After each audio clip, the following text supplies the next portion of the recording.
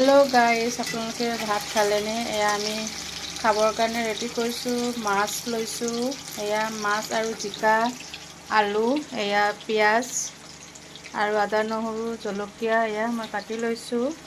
এয়া আজি জিকা আৰু মাছ বনাম বুলি এয়া মাছটো আগে ফ্ৰাই কৰি লৈছোঁ। গাইজ, এয়া মই মাছ ভজা তেলতে মই পিঁয়াজখিনি দি দিছোঁ। বজাৰ মাছৰ চব পিঁয়াজ জলকীয়া দি দিছোঁ। এয়া ভালকৈ মই ৰঙচুৱাকৈ ভাজি ল'ম মাছটো, পিঁয়াজটো।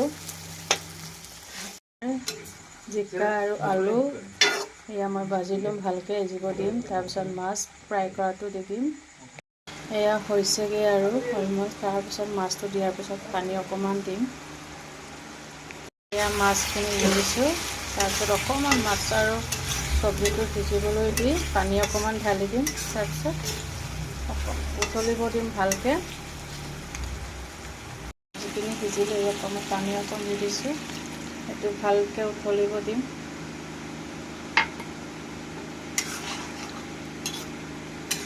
আপোনালোকে বাৰু ভাত খালেনে? এয়া আমি খাবৰ কাৰণে ৰেডি কৰিছোঁ ৰাতিৰ ভাত। আমাৰ হৈ গৈছে আৰু এয়া বনাই থাকোঁতে কাৰেণ্ট গুচি গ'ল। এয়া সেইটো কাৰণে তো অন কৰিছোঁ, টৰ্চ লাইটটো অন কৰিছোঁ। এয়া চাওক হৈ গৈছে,